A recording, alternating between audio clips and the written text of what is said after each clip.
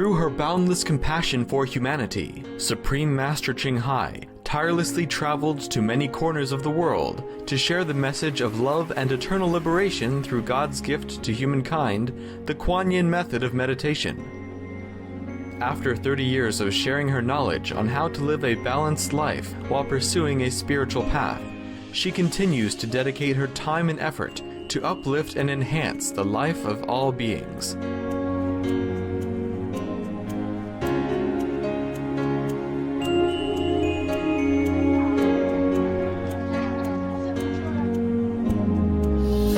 Motivated by her unconditional love and overflowing compassion for our planet and its co-inhabitants, humans and animals alike, Supreme Master Ching Hai selflessly accepts invitations to share her insights and wisdom on the topic of global warming and climate change.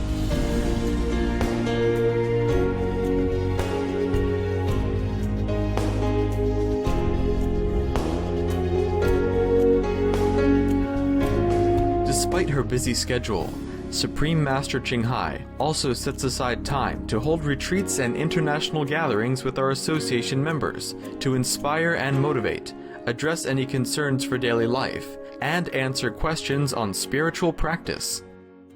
We present to you Supreme Master Ching Hai's discussion entitled The Spirit Catcher Ge Xuan at an International Gathering.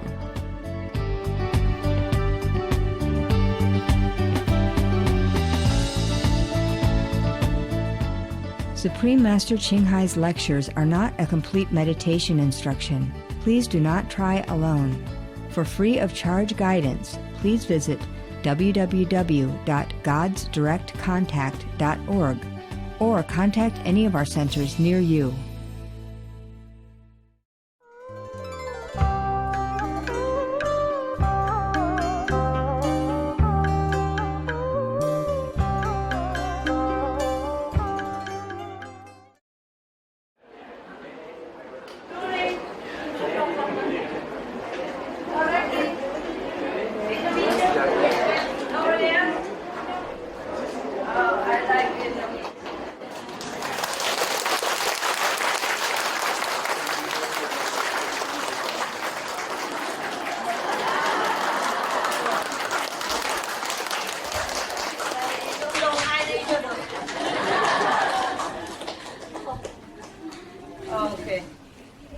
Sao? Đồng chí Mạnh giỏi à? Bác Hải lại nè. Very good. Con cháu bác Hải Mạnh giỏi hết hả? Ok, sao? Hồi nãy giờ ngồi thiền ngủ gục được bao nhiêu ngày rồi? Muốn nghe kể chuyện tắm khám không?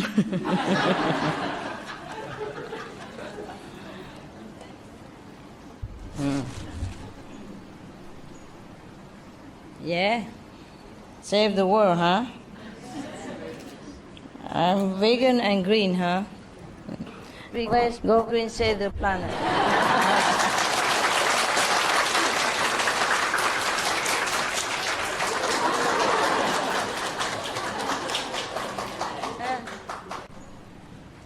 Nói tiếng Việt chứ hả? Quên rồi.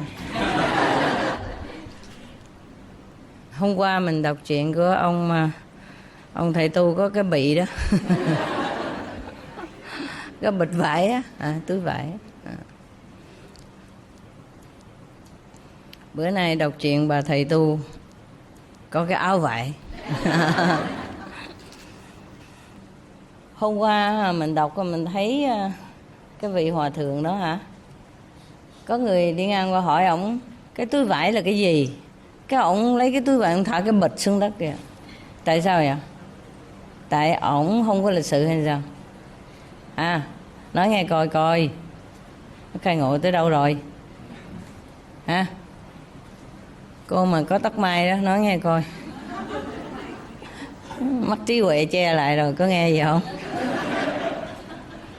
Người nào biết giơ tay coi.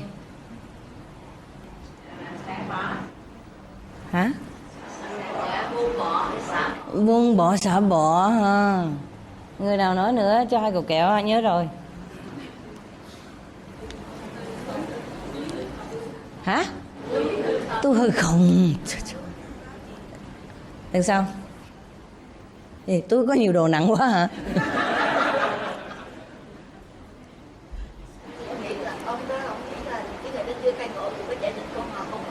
Ông chưa khai ngộ giải thích chi uổng ha.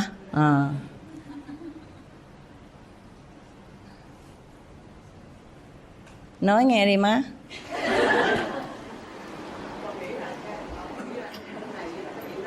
Ok. Người nào nữa?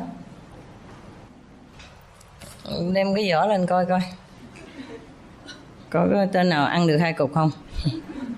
Rồi đó. Thank you. Tôi có 2 cục kẹo đây, để đây. Nói chung là cho ha, để chỗ trái tim nữa chứ hả? Love.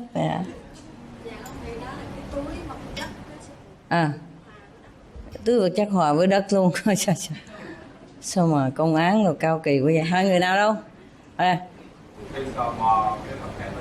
Đừng tò mò cái vật bên ngoài.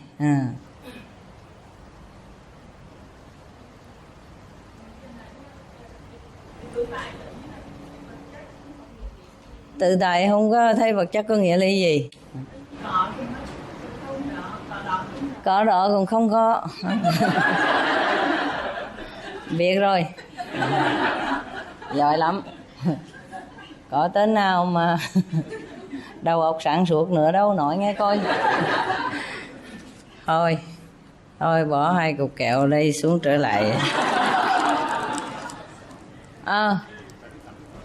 Dạ, cái túi vải đó giống như là cái thân xác hay sao này. Người sao? Cái túi vải đó cũng như cái thân xác này thì chị chú ý tới. 2 người đó giống nhau. Gì đâu mà rắc rối vậy? Chắc không có gì, không bỏ xuống thôi. Không có gì, không có bưng thì bỏ ok. Hả? Không thích chuyện làm vậy thôi. Không thích không làm vậy thôi. Thì mỗi người nói cũng có một chút vậy thôi, nó gãi ở phía ngoài thôi, chưa có gãi bên trong đâu, gãi ngoài áo á. Ok, thì cái túi vải mà cũng phải hỏi cái túi vải là cái gì nữa. Ngu như vậy trả lời làm gì mà công. Bực quá thầy xương cho rồi, phải không? Ví dụ ngồi đây hỏi sư phụ cái hột đậu phộng là cái gì, phải không? Đây nè. Ông đâu có muốn trả lời câu hỏi ngu, ông liền xuống đó. Cái túi vải như vậy thấy rõ ràng, ngồi đó còn hỏi nữa. Rồi lát nữa hỏi ông cái túi vải trong đó có gì, tại sao ông bỏ túi lên vai ông chạy mất vậy? Tại sao? Sợ quá rồi. Đứng đó vòng ông hỏi lung tung, hỏi cái móng chân ở đâu, trong móng chân có cái gì hả? Rồi hỏi trên đầu có mấy cọng tóc, lăng nhăng mà không có chuyện gì làm hả? Đi tò mò tóc mạch hỏi tầm bậy tầm bạ, mất công người ta nghe hỏi không cũng nực rồi. Dĩ nhiên là vậy đó ha. Có nhiều người hỏi chuyện kêu mình vô duyên ha, cho nên ngài không trả lời là vậy đó ha. Tại vì ngày nào cũng có mấy người hỏi mấy chuyện lăng nhăng tầm phào tầm đấy, không có ăn nhầm gì tới tu hành, không có ăn nhầm gì tới vấn đề giải thoát hết, không có quan trọng gì cả ha.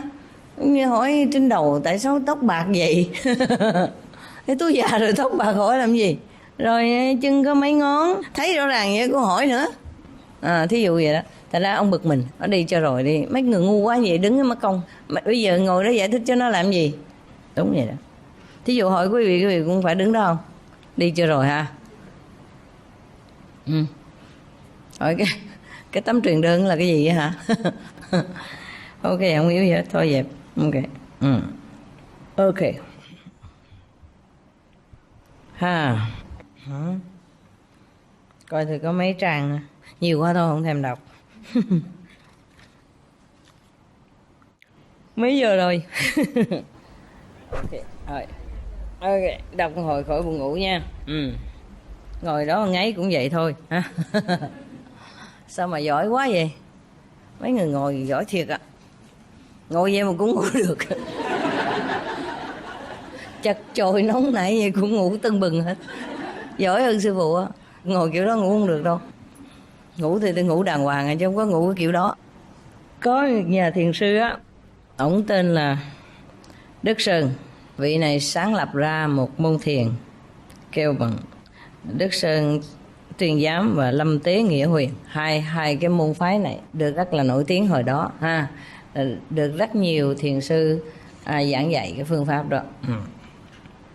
Đây là hai phương thức giáo dục rất là nghiêm khắc, để cho những đệ tử mà có thể đặt mình vào một tình trạng cực kỳ khốn đốn để mới ngộ đạo được, chứ không phải như đây tới đây ăn cơm đã rồi ngồi đó ngủ gục. Ok, để coi thử hai vị này nghiêm khắc tới mức nào. Hai vị thiền sư nói trên á là những bậc đại hiền đại đức vang danh thiên hạ lúc bấy giờ. Đệ tử đến xin học đông vô số kể. Dĩ nhiên là những người theo học á, đều biết quy luật của Đức Sơn trước. Mới vô á, chịu ngay đánh 30 hèo mới được vô khỏi cái cửa. Chưa vô khỏi cửa đánh 30 rồi. Trời đất ơi, vậy đó hả? Làm sao ngồi được? Quýnh vậy rồi sưng làm sao ngồi? Trời ơi, gì mà nghiêm khắc dữ vậy? Chưa có ghi danh đã bị quýnh 30 hèo rồi mới được vô. Tức là đánh xong rồi mới được vô khỏi cửa. Không biết đánh mạnh hay đánh nhẹ đây ha. Ok, để coi coi. Wow, bữa nay mệt quá không thèm ăn gót nha. Đi chân đất cho nó khỏe. Đừng buồn tôi nha. Tại dòm bả bận quần áo đẹp quen rồi, bữa nay dòm bận quần áo này thấy không quen hả? Ai không quen giơ tay lên coi coi. Đẹp hả?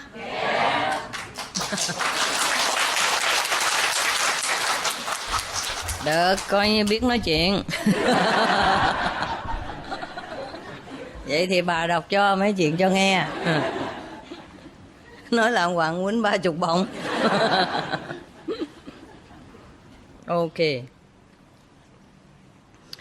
Ok, chưa bước vào thiền đường đã bị 30 bổng rồi ha.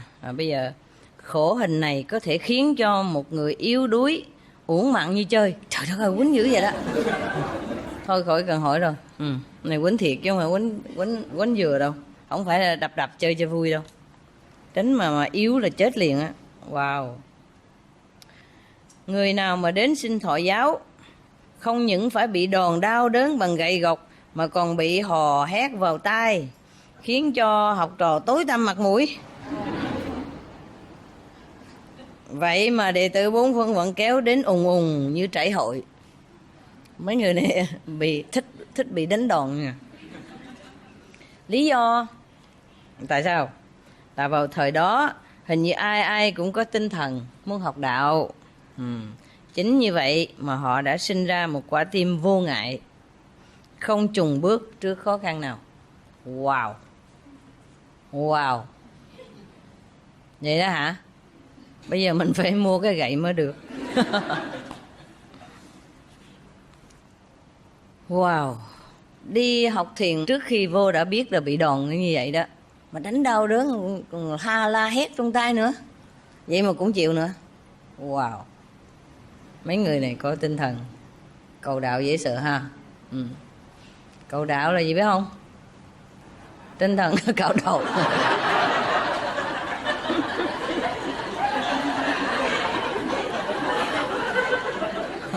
Ok. Thì hồi đó cầu đạo là đi cạo đầu mới đi vô được chứ hả? Tại đây là thiền sư không mà ha. Rồi ok. Đứng trước hai hàng bổng hèo nghiêm túc và những vị thiền sư thực thi hình sự dữ dằn mà những người cầu đạo đã không ngại ngùng tiến bước, đủ chứng tỏ rằng tinh thần của họ rất vững vàng. I agree. So sánh với người thời nay có đầy đủ những phương tiện vật chất thì chắc chắn chúng mình không có một sự kiên trì như họ vậy. Có không? Ví dụ bây giờ sư phụ để hèo ở ngoài cửa kia có ai vô không? Hả? Vô không? Thiệt không?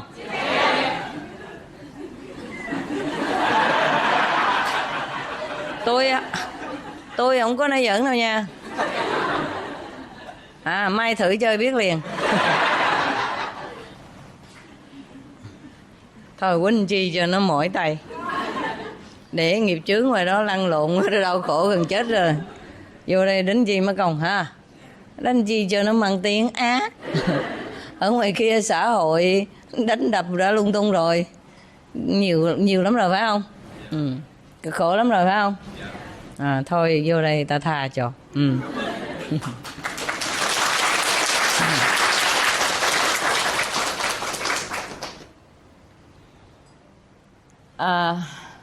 Nói về Đức Sơn á, thiền sư á, thì họ nói như thế này: nếu mà muốn đắc đạo phải chịu 30 hèo, mà không đắc đạo cũng phải chịu 30 hèo. Tại sao biết không? Tại vì á, chưa vô cổng đã bị 30 hèo rồi.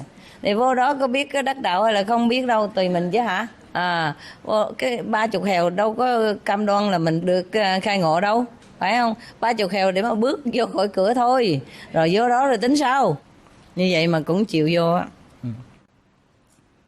Nhưng mà cái ông Đức Sơn này ha, cái lúc mà còn trẻ, ổng là một người rất là phản kháng Thiền tông. Ổng không có tin tưởng gì hết á, ổng chỉ tin sách vở thôi. Kinh Kim Cang gì đó, ổng thích mấy cái đó đó. Ổng viết bình luận, nghĩa là tràn gian đại hải 5, 6, 7, 80 cuốn sách, kinh nào ông cũng bình luận, kinh nào ông cũng đọc hết. Ổng nghĩ rằng kinh điển là bậc nhất rồi. Cho nên Thiền tông kiểu mà đốn ngộ, bất chấp kinh điển giáo ngoại biệt truyền nữa hả, là ổng không có chịu đâu. Ổng ghét cái môn thiền lắm. Ổng nghĩ là ngoại đạo. Mà Tuyên Giám thiền sư thì người họ Châu ở xứ Giảng, tỉnh Sơn Tây. Ông xuất gia và thọ giới từ thuở nhỏ. Giới Cụ Túc tức là giới tỳ kheo đó, không phải là giới nhỏ nhỏ mà nguyên cả giới để mà trở thành tỳ kheo đó, thành đại đức hòa thượng. Thời thanh niên á, ông học qua rất nhiều loại kinh sách. Với trí nhớ phi thường và tài biện luận vô song, ông tự phụ là người quán thông Kim Cang Bát Nhã. Ông đã chú thích và giảng giải toàn bộ kinh sách này. Những lời chú giải của ông đã được ghi chép đóng lại thành sách và được đặt tên là Thanh Long Sơ Sào. Wow. Sách của ông trứ tác chất đầy một gánh. Vì vậy mà ông được thiên hạ tặng cho nhã hiệu là Châu Kim Cang. Wow. Tuy đã học thuộc lòng bộ kinh Kim Cang, nhưng mà Đức Sơn thiền sư lúc đầu đã tỏ ra phản đối Thiền tông. Ông cho rằng người xuất gia ngàn kiếp học oai nghi, muôn kiếp học tế hạnh của nhà Phật mà vẫn chưa đủ đức độ để thành Phật, thì Nam Tông Thiền nói là trực chỉ nhân tâm kiến tính thành Phật liền á. Ông cho là nói khoét, mà phải tu đời đời kiếp kiếp ha. Mỗi đời tu một hạnh, mỗi kiếp tu một chút. Nghĩa là 578 triệu 9 ngàn ức năm á, may ra mới xách bình bát cho Phật. Rửa dép cho Phật, ví dụ vậy đó đi ha, chứ chắc gì đã được thành Phật ha. Mà Thiền tông á, ở bên Nam á, nói là kiến tánh thành Phật ngay ha, cũng như là tức khắc khai ngộ của cái bà Thanh Hải nào đó đó. Ông không chịu đâu. Ông nói không chịu. Không chịu. Cho nên á, ông nói rằng á, cái bộ Thiền tông bên phía Nam là ma đạo chứ không phải là Phật đạo. Cho nên ông quyết tâm đi lên xuống miền Nam để mà khiêu chiến với mấy người đó. Khiêu chiến với mấy ma đạo đó. Dám nói là một đời thành Phật á, tức khắc khai ngộ đó ha. Immediate enlightenment ha. Ông không chịu. Cho nên ông quẩy mấy cái gánh mà kinh điển đó với những cái bộ mà sách mà ông bình luận đó, đi xuống miền Nam để mà trừ ma vật đạo, bảo vệ sinh linh, khỏi sa đọa vô trong ma giáo. Rồi nói liền là đi liền. Ông này gông cùng mình, không sợ ai hết, một mình thôi mà quẩy gánh gian sang đi xuống đó với một lòng tin rất mạnh liệt vào những cái bộ kinh điển của nhà Phật và cái sự mà hiểu biết của ông ta.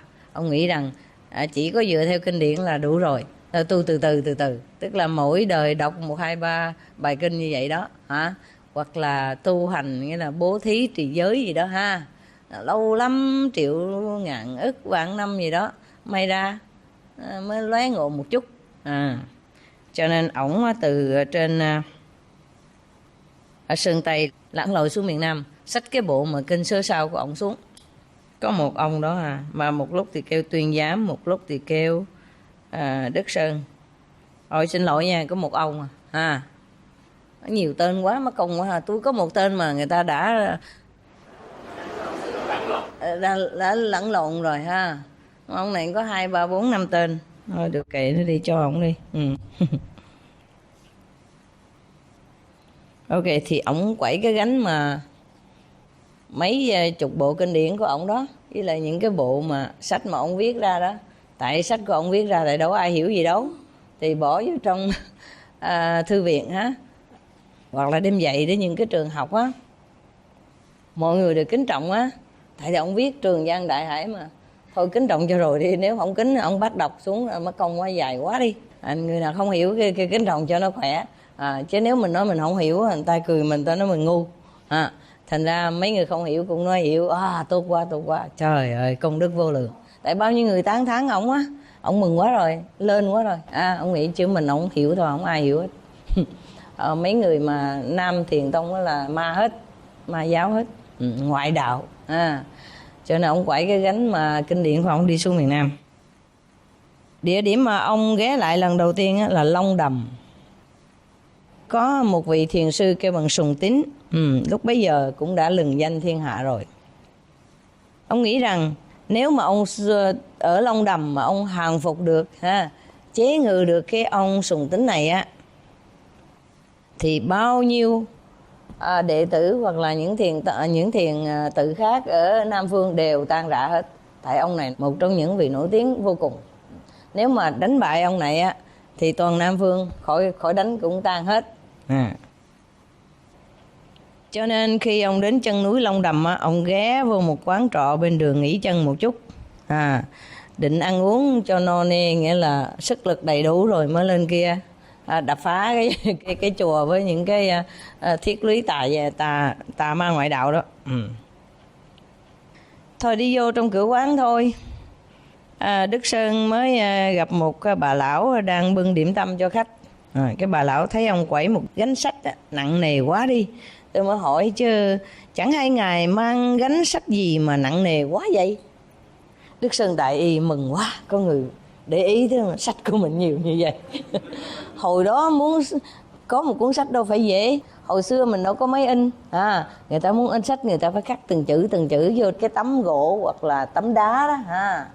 Lâu lắm mà cái tiếng Tàu nó cũng khó khăn nữa, mà khắc từng nét từng chữ vô đó, rồi cái in từng miếng như vậy, chứ đâu phải như bây giờ bấm cái nút nó in ra một hàng loạt mấy ngàn quyển ví dụ vậy đó Cho nên có được nhiều sách như vậy cũng là nghĩa là gồ ghề lắm.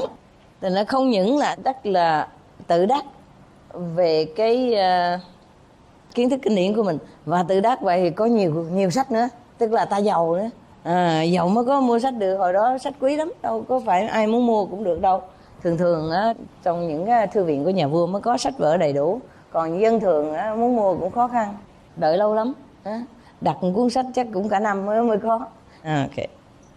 Mà ông có nhiều lắm, nặng nề nguyên cả một gánh càn khôn ở trong Rồi cái bà già hỏi: wow, sách gì mà nặng quá vậy? Ông Đức Sơn đắc ý lắm, trả lời rằng đó là tác phẩm chú giải kinh Phật có tên là Thanh Long Sơ Sào, do tôi trữ tác đây. Tôi đây. tôi đây. Trời, sướng quá ha. Có người thấy ổng có sách là khoái quá rồi. Chắc đi đường mấy ngày nay chẳng ai hỏi han gì hết. Nhờ tới cái quán bà đó, cái bà này bà cũng mắt sáng sủa đó, mới dòm thấy sách của ổng thì nó mừng quá. Tôi đây. Ok. Tôi đây là gì biết không? Bà già liền hỏi tiếp. Bà mà cái bằng làm bồ vậy mà, chứ chưa chắc chủ quán nữa. Bà già mới hỏi: văn chương của ngài dùng để giảng dạy bộ kinh sách nào vậy? Đức Sơn trả lời tiếp: Kinh Kim Cang. Kinh Kim Cang là một bộ kinh nổi tiếng, có nghĩa là Thường thường á, người ta nói kinh Kim Cang là cao đẳng lắm, ít có người hiểu được. Còn nói gì chi mà đến chuyện bình luận kinh Kim Cang nữa. Cho nên anh chàng này nghĩa là top rồi đó ha, số 1. Wow, chắc bà mới cười. Ha ha ha. Không phải vậy đó, chắc bà cười hề hề. Có thể là bà cười. Không biết bà cười sao nhưng mà bà cười. Tại sư phụ hồi đó đâu có đó đâu, thành không biết bà cười sao. Nhưng quý vị cười sao? Nói chuyện mà cái kiểu mà lặt nhách như vậy mình cười sao? Hả? Hả? Kha kha kha. Hả? Cười sao? Ha ha ha ha. Anh chàng này vô duyên quá hả? Nói chuyện lặt nghẽo như vậy thành là bà cười cái gì ha? Không phải bà thường đâu nha. Thiền sư Sùng Tính ở gần bên thì khi nào chắc cũng bà truyền tâm ấn rồi, phải không? Có pháp quán âm rồi hả? Có ID card rồi hả? Mà giấu á đâu cho không biết đâu. Rồi bà cười kha kha kha. Rồi cái bà nói rằng á, nhẹ nhàng thôi, tôi nhà quê. Nhưng mà tôi cũng có đọc qua một chút kinh sách Phật. Bây giờ ông cho tôi hỏi một câu. Nếu như ông mà giải thích được câu hỏi này á, thì bữa nay tôi cho ông ăn điểm tâm free of charge. Khỏi trả tiền. Còn nếu mà ông không trả lời được á thì sao? Hả? Phải trả tiền hả? Cái gì? Trả gấp đôi. Bỏ kinh lại. Bỏ gì? Bỏ kinh sách lại. Đốt sách. Bỏ đi. Ê, sách trăm củi. Chú trời, mấy người sao mà ác. Ta mới tới chân ướt chân ráo mà đòi sách vở người ta viết cả mấy chục năm trời đó, gánh nặng nề tới đó rồi trăm củi. Hả? Thì cái chứ không chăm gì uổng hả? Chăm để chật nhà. Sao? Hả? Cái gì? Làm đệ tử của bà. Bà đâu có thâu cái thứ đệ tử vậy. Hả? Làm công ở đó. Làm công ở đó. Nhịn đói. Trả tiền lại cho bà. Chưa trả đâu trả. Cái money back á hả? Đúng rồi, thì bà nói vậy nè. Nếu trả lời không được á thì xin mời đi ra khỏi đây. Tiệm của tôi không bán điểm tâm cho những người vô tích sự.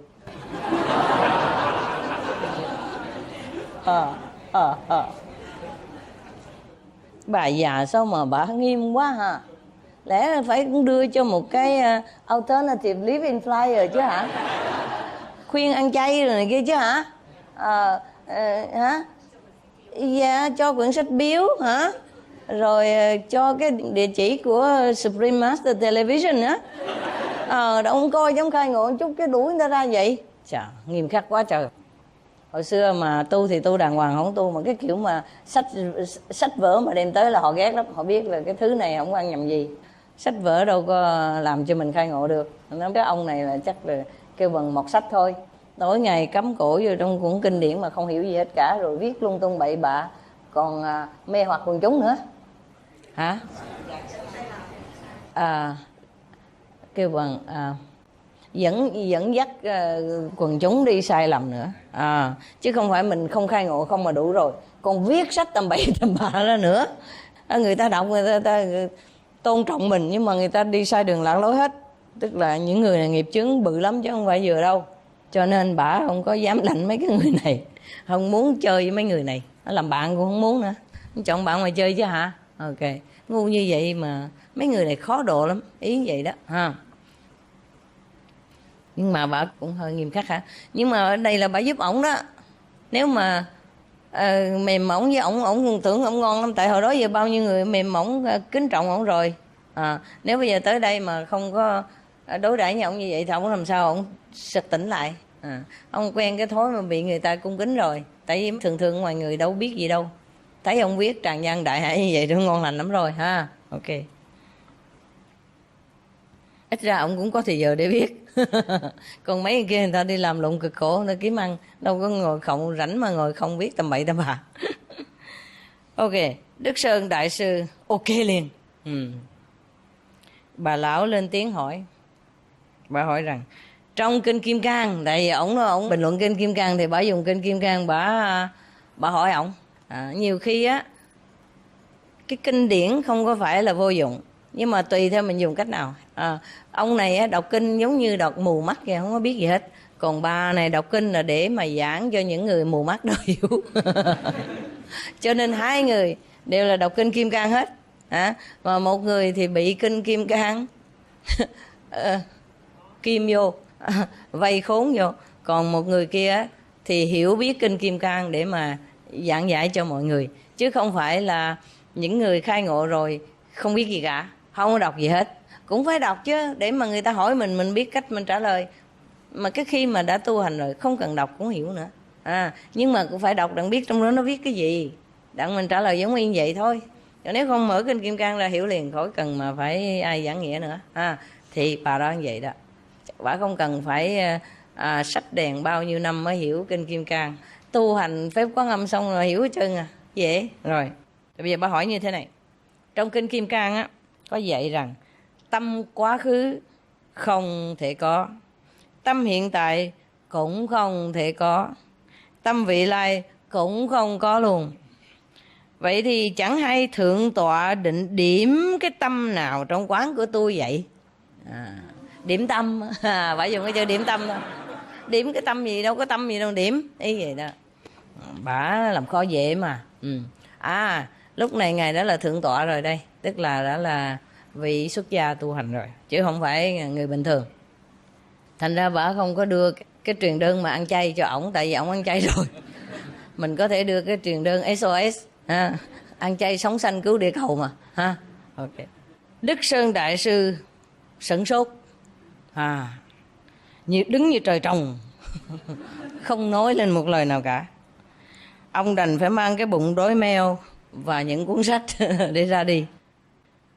Không ngờ rằng một bà lão tầm thường hỏi có một câu đơn giản như vậy mà đã đánh đổ nguyên một gánh học vấn của Đức Sơn. Tuy rằng ông đã học thuộc nguyên bộ kinh Kim Cang, nhưng chưa bao giờ đụng phải một câu hỏi hóc búa đầy mẹo luật chữ nghĩa như vậy.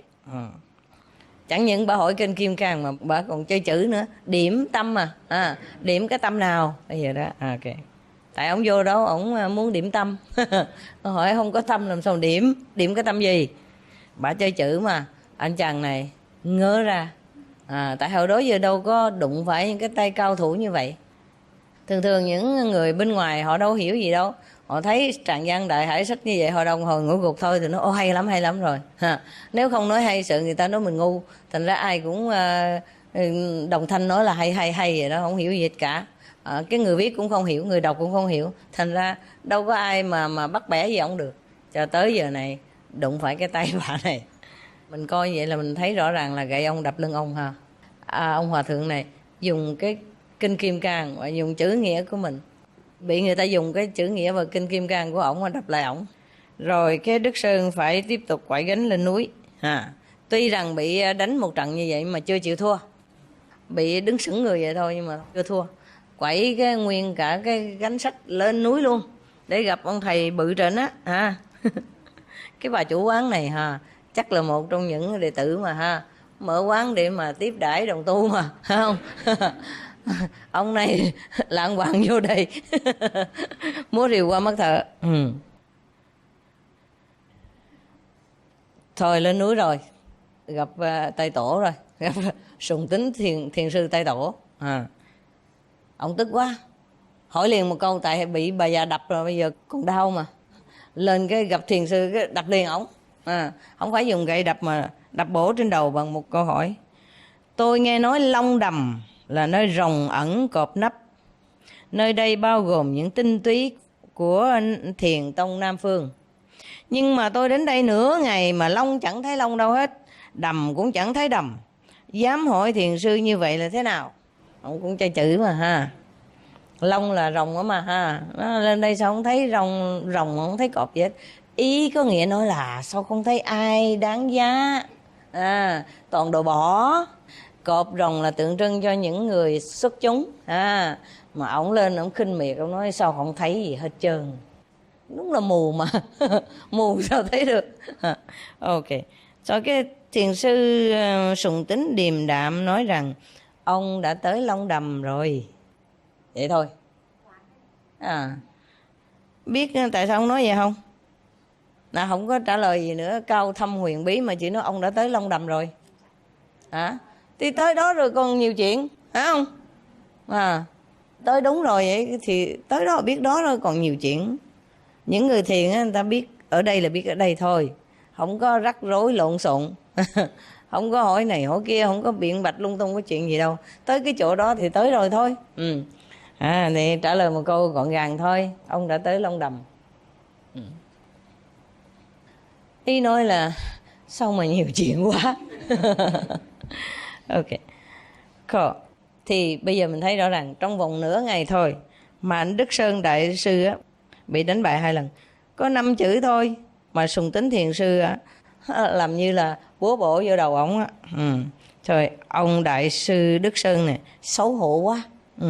Từ giả ra đi. Nhưng mà Sùng Tín Thiền Sư cố cầm giữ lại. Thấy cũng có đường cứu được. Biết hổ thẹn là cũng có thể được rồi, chứ không phải đứng đó mà kêu bằng đánh binh bông hoài. Cái là nói một câu trả một câu, nói một câu trả một câu, giống binh bông á ha.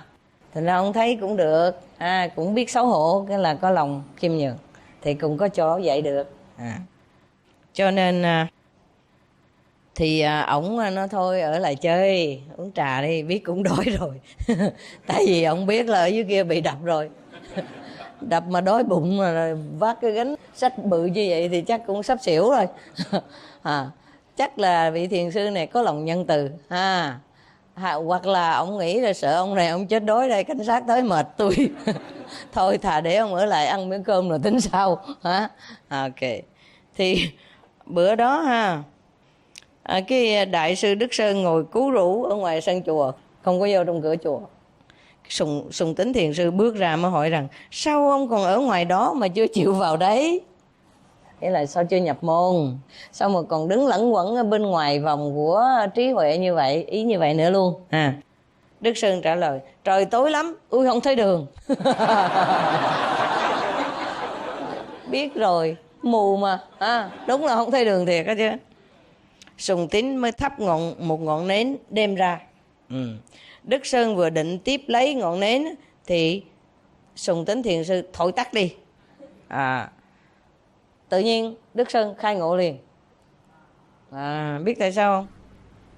Trong khoảng chợp mắt giữa trạng thái từ sáng biến thành tối, ông đã thực sự khai ngộ và trực tâm của ông đã nhận ra chân lý của thiền. Ông cung kính bước ra làm đại lễ trước mặt Sùng Tín. Sao dễ vậy? Biết sao mà ổng khai ngộ liền không? Có biết gì không? Không biết gì là đâu phải cái ngọn đuốc mà ổng khai ngộ. Cái truyền tâm ấn của Đại sư. Có thể là bữa đó ổng được truyền tâm ấn rồi, nhưng mà ổng còn mặt mày nhăn nhó, còn nghĩ tới cái bà chủ quán ở dưới kia, chưa có xả bỏ được, cho nên cái lúc ngồi thiền không thấy gì hết trơn. Hoặc là Sùng Tín Thiền Sư để cho đệ tử truyền tâm ấn thôi, có thể vậy thôi. Rồi tại vì ông thấy đệ tử còn chưa có ngang hàng với mình mà gì truyền tâm ấn cho tôi, có thể ổng là thượng tọa rồi, còn đệ tử của ngài Sùng Tín có thể là tỳ chú tiểu nào đó thôi, mới vô thôi, hoặc là cũng có thể là một vị tại gia thôi mà được sư phụ chỉ định cho truyền tâm ấn đó mà. Ví dụ như nhiều khi sư phụ cũng phái mấy vị xuất gia đi truyền tâm ấn bên ngoài đấy. Nhiều khi những vị đại đức hòa thượng tu lâu rồi đó, nghĩ xong mà phái đứa nhỏ qua trẻ qua truyền tâm ấn, nhưng mà đâu có ăn nhầm gì. Cái thân thể đâu có phải là điều quan trọng trong cái việc truyền tâm ấn. Mà cũng đâu phải người đó truyền đâu, phải không? Truyền là lực lượng của vũ trụ mà. Ok. Cho nên cái khi mà ổng chưa có khai ngộ nhiều lắm á, hoặc là không có cảm thấy mà hài lòng với cái sự truyền tâm ấn á, ông ngồi cứu rũ bên ngoài á, có nghĩa là cảm thấy đi tới đây mất công mà truyền tâm ấn cũng vậy thôi cho đến khi Sùng Tính đi ra rồi chắc ổng cầm cái đèn đem ra, nhưng mà anh chàng này tưởng đâu là đem đèn đưa cho ổng, ổng cầm lấy tay mọi người, tức là Sùng Tính không có ý là đem cái đèn lại cho ổng, Tính dẫn ông đi vô, nhưng mà ổng tưởng là đưa cho ổng cầm lấy thì Sùng Tính tắt đi. Thì có nhiều khi ví dụ như quý vị ngồi thiền nhiều khi thấy sáng đèn sáng vậy thì không thấy gì cả, mà tự nhiên tối thui cái tự nhiên thấy hào quang sáng rực, phải không? Nhiều khi cái vị thiền sư á, họ truyền tâm ấn một cách khác, thành ra cái lúc mà Sùng Tính đi ra thì có cái lực lượng của vị thiền sư truyền cho ổng đó, hoặc là có thể là đụng trên cái mắt trí huệ ông một chút trong cái lúc tối đó, ông bừng ra liền. Trong lúc đó ông mới biết rằng không cần mắt mà thấy được, không cần tai mà nghe được, phục rồi. Cho nên thấy rõ ràng có hào quang rồi, nghe âm thanh của Phật tánh rồi thì dĩ nhiên phải quỳ xuống bái sư thôi. Ok, vậy là xong. Cái Sùng Tính đại sư mới mỉm cười hỏi rằng ông đã thấy được những gì? Thì Đức Sơn trả lời rằng kể từ ngày hôm nay tôi không dám hoài nghi vào đầu lưỡi của những lão hòa thượng nữa. Ý là ông đã thấy hết rồi, biết hết rồi. Những vị lão hòa thượng hồi xưa đó, ý nói là những người tu hành hồi xưa, họ viết lại những cái thể nghiệm của họ, hoặc là họ nói họ nhìn thấy cái này cái kia đó, thì bây giờ ông cũng nhìn thấy y như vậy. Cho nên ông nói rằng tôi không còn hoài nghi những vị lão hòa thượng nữa, những vị tu hành trước mình đó mà. Ok. Ngày hôm sau Đức Sơn mang nguyên một gánh thanh long sơ sao mà ông đã tốn công trình hơn 20 năm để trứ tác ra giữa chùa, châm một mồi lửa đốt cháy sạch tiêu. Đúng gì đó, đúng rồi. Để làm gì chặt chỗ. Bây giờ biết là mấy đồ vô dụng.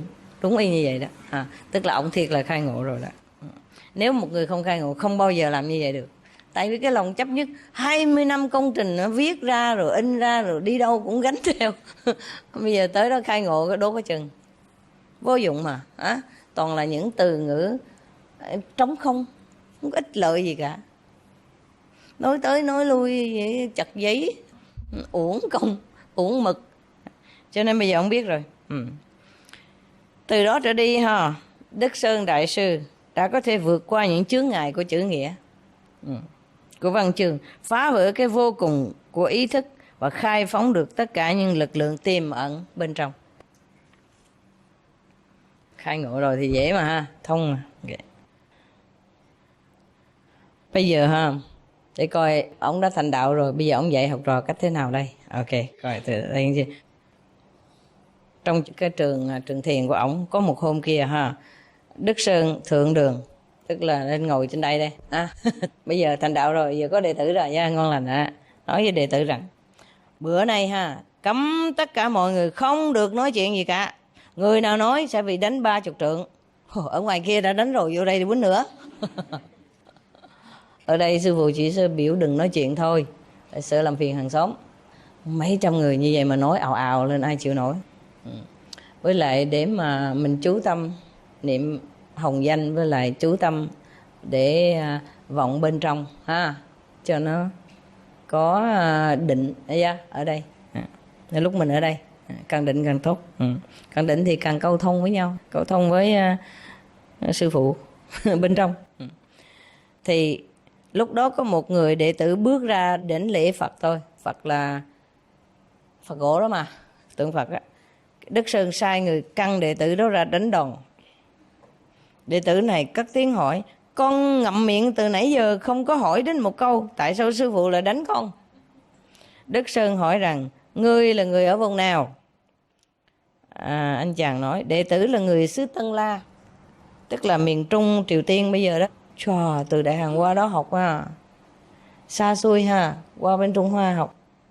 Đức Sơn mới nói rằng: trước khi ngươi chưa xuống thuyền đã đáng đánh 30 trượng rồi. Lời nói có nghĩa là chưa ngộ đạo là đáng đánh đòn, chưa xuống lạy mà đã được đánh đòn. Tại sao? Thấy không?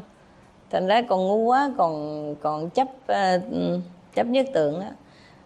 Thí dụ bây giờ quý vị đã khai ngộ rồi, quý vị muốn lại tượng Phật, ông có sao? Mình khai ngộ mình lại gì cũng được. Còn cái người này á, lại không phải khai ngộ mà lại. Ông đã nói đừng có nói chuyện gì hết, mà cũng chạy ra đặng nói là tôi đâu có nói gì, tôi đi lại Phật được. Ồn ào quá đi, ồn ở trong tâm á, với lại không có khai ngộ mới như vậy, ồn ào. Có một lần kia nữa, Đức Sơn Thiền Sư nói với chúng đệ tử rằng hôm nay á, nếu ai mà hỏi bất cứ câu gì đều sẽ bị tội. Kẻ nào không ngộ hỏi là người ngoan. Ok, có một vị tăng bước ra lễ Phật nữa. Trời ơi, sao không có chịu mà coi cái gương của ông kia bị quýnh đòn rồi, cũng dám bước ra lạy Phật nữa trước mặt của thầy nữa. Cái Đức Sơn cũng sai đệ tử nọc ra đánh luôn. Ông đệ tử này kêu oan quay. Con có hỏi điều gì đâu, có phạm quy luật đâu mà sư phụ quýnh con. Đức Sơn điềm đạm trả lời rằng đợi cho đến lúc nhà ngươi mở miệng hỏi thì còn có thể làm gì được nữa. Hỏi quá sức rồi. Tới đó là nghĩa là đã tuột xuống xa quá rồi. Cho nên ông đánh trước đặng cho khai ngộ mà ha. Đức Sơn Thiền Sư trước khi ngộ đạo và sau khi ngộ đạo rất là khác xa ha, là như hai người khác biệt vậy đó. Trước khi khai ngộ thì ở bên ngoài của ông rất là bình thản, coi như là rất là kiêu căng và bình thản. Nhưng mà trong lòng thì lúc nào cũng sóng gió dập dồn. Sau khi khai ngộ rồi á, lúc bên ngoài của ông có vẻ rất là uy mãnh và hung hãn, nhưng mà nội tâm của ông rất là trầm tĩnh và bình lặng. Cái đó mới đúng là sự bình lặng thứ thiệt. Thì những người như vậy á, mình biết rằng họ đã chiến thắng chính mình rồi. Ngài đánh đệ tử phải là ổng giận ổng quýnh ông. Đi ra lại tượng Phật nhiều giận. Muốn giận cũng khó, phải không? Tại sao quýnh vậy? Hả? Tu hành không có chuyên tâm, vô đó ngồi đó mà còn chưa khai ngộ gì cả, uổng công ăn chay của chùa. Những người kêu bằng tới đó rồi mà còn chấp nhất cái kiểu mà đi ra lại Phật rồi đặng mà trước mặt thầy đặng là thầy nghĩ là ôi da chà tu hành ngoan ngoãn, không hiểu gì hết trơn. Phật sống ngồi đó không lại quýnh là phải. Nhưng mà thôi tôi không quýnh mấy vị đâu, đừng sợ. Quýnh chi mất công. Cho nên những người tu hành đó hả, thầy thấy biết liền. Nó làm bộ lại tới lại lui kiểu mà rất là đạo mạo quá, chăm chỉ tu hành kiểu đó hả, đâu có qua mắt được ai. Còn làm bộ ra đó lại đừng cho thầy thấy mà, làm như là mình hiền lắm á, mình không nói chuyện không hỏi gì hết, nhưng mà đi ra lại Phật cái kiểu ồn ào để cho gợi cái sự chú ý của thầy nữa, kiểu đó ồn ở trong tâm á. Những người này không cần hỏi, không mở miệng ra la lối gì cũng ồn quá trời, hiểu chưa? Tâm không có ổn, không có khai ngộ. Cho nên nhiều khi thầy đánh như vậy đặng cho nhớ mà để kiểm thảo cái tâm của mình. Ồn bên trong á khó hơn là ồn bên ngoài, thấy không?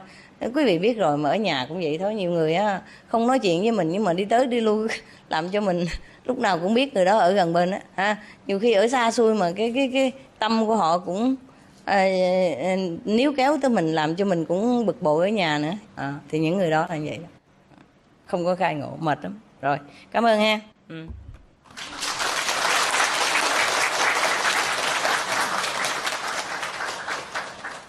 Ngồi ngoài vườn vui hơn ở đây. Ở đây nực quá, ở đây nghiêm túc quá.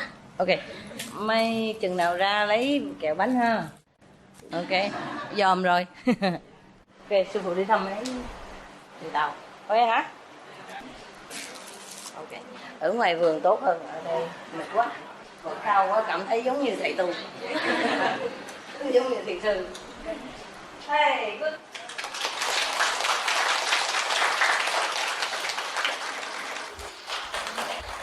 Chết hơn ha.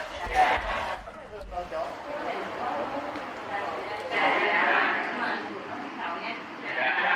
Chúng nhau người nào muốn cái đầu mình lúc á. Dạ.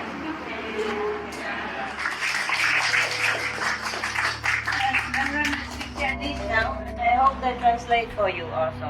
Yeah, if then you stay here, so you have some translation. Good.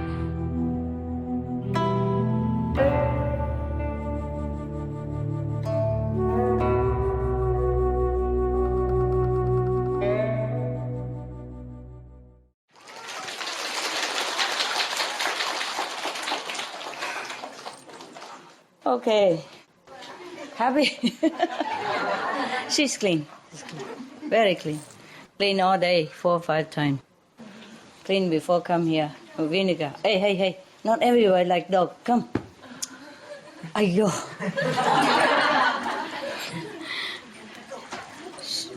Too friendly. Too friendly. Too friendly. Love people. Loves people so much. Happy, don't lick everybody. You different cream, you get sick. Huh? Yeah. She loves people. 她很爱人啊。是是，很会保护人。OK， 你们好吗？好。我有一个故事想讲给你们听啊，抓鬼的故事。抓鬼的故事，抓魂的了。OK， 告诉你一个那个抓灵魂的故事，不是抓鬼吧？我也没看过这个故事，我就看那个题目而已哈。这个是大概中国故事吧。有一个人他叫柯玄呐，有没有听过？没有。那你们不是中国人哈 ？OK， 他跟那个曹气学那个神通 ，OK， 跟他学神通哈，这个学已经很好了啊，差不多跟孙悟空那些啊，你知道有一些石头的那些像有没有？啊，人家吊成一个像嘛，用石头吊起来的啊，不是人的，是吊像，跟佛像那里懂不懂啊？像，他可以把这个像啊，给他走路哎，啊，把它弄成可以像活生生的那个一个像一样可以走路，哇，好厉害，啊，厉害哈，他也可以跟那个说蝴蝶那些讲话。哇，好厉害，更厉害，他也可以叫那个蚱蜢哈，他可以教他跳舞哎，好厉害！你们会不会？我也不会，没有空做这种事。好，即使冬天，他也可以种菜啊，夏天。他也可以弄冰块，哇，好厉害，都很方便哦。你们如果练习这种的话，就即使世界那个暖化，怎么也不怕饿啊？是吗？有一次听说了哈，有一次哈，他跟他的朋友出去玩，然后他们口渴看到一个井，不过没办法拿水出来喝，他就用手指一下而已，那个水从那个井跑出来，还有一个那个什么被子水井跟被子就跑到大家的手上，哇，太厉害了！这个我们这个时代真需要哈，是不是？哎呀，我们挖洞以后都是用这些，就不用挖水井什么，不怕那个没水。有一年有那个干旱太厉害了。国王就请他来，然后问他能不能弄那个水杀鱼。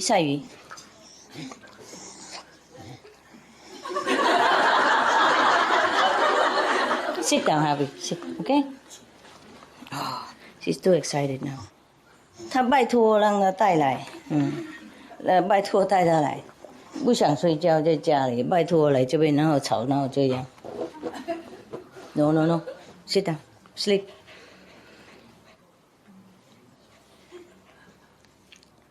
他这个科巡科巡，他就把它画一些东西而已马上就下雨了。意思说这个人很厉害嘛，什么都会了，懂不懂呼风唤雨然后跟那个蝴蝶也可以讲话然后叫什么那个蚱蜢跳舞然后要喝水的话，水就跑到他的嘴巴上这样子等等有一次在一个地方有一对鬼在那边闹鬼鬼当然也闹鬼，不闹鬼就闹什么闹鬼这对鬼他就跑到一个像土地公庙一样，有没有？然后把那个占领那个庙然后就虐待这些那个军人叫他们拿那个饭菜什么供养带到那个庙里面给他吃了，天天给他们吃。哇，人家很痛苦因为如果有一天忘记没有供养的话，他们会闹鬼他给很多人烦恼就对了就是鬼嘛OK。 所以这个科巡就跑到那个村里面，直接跑到那个庙那边去看看看到那些鬼都坐在天花板那些什么梁在那边那个吵来吵去，然后他看到科巡来就说：“你那个供养的东西呢？赶快放那边给我们欣赏。”不过科巡没有回答他，不理他们，然后他们就弄暴风暴雨一大堆他们用神通嘛，石头把它吹在他的身上差一点死掉那种不过终于那个科巡跟他们讲你们如果还继续闹鬼的话，我会把你们关在一个葫芦里面如果你们不停止的话，我会灌在葫芦里。有没有记得有一些西方也有这种故事？有没有有一些神或是鬼什么的，放在一个什么灯笼里面一个灯然后如果你摸这样，它就跑出来跑出来。如果你把它打开了摸了，然后它就跑出来，它问你要什么，它会给你愿望成真这样不过那些鬼都不听不听他，都继续闹鬼然后他就会用神通的画符咒把这些鬼魂把它吸到他那个葫芦里面去，真的是有这样做的。科巡带这些鬼在他的葫芦里面跑，从那个庙里跑出来，全村都在那边那个呼唤什么的，赞叹的不得了。他就跟他们说：“我已经把这些鬼抓了从今天他们不会再麻烦你们。”然后他还画一个符咒都贴在那个庙前面还有贴在他们的家里。从今天呢，谁都不敢来这边打扰你们。哇！我们如果有那种符咒多好把那个世界暖化把它赶走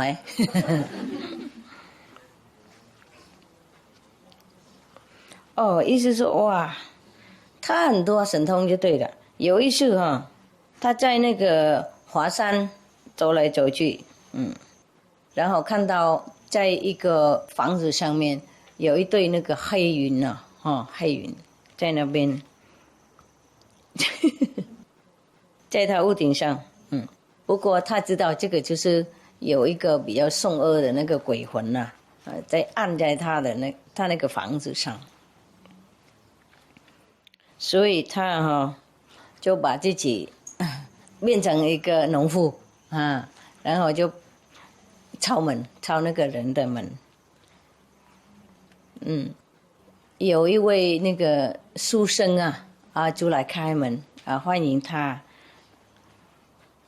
然后那个科巡就跟他说：“哦，我是农夫嘛，我今天需要一个人帮我忙收集一些五谷那些农产收集一些农产。”然后这位书生就说：“哇，我会很愿意帮你忙哦。”然后科巡跟这个书生一起出去离开那个房子。远以后，他就跟这位书生说：“在你的家里面有一个很凶恶的那个蛇的那个魂蛇的那个魂，他装扮成你的太太。”太可怕了我怕了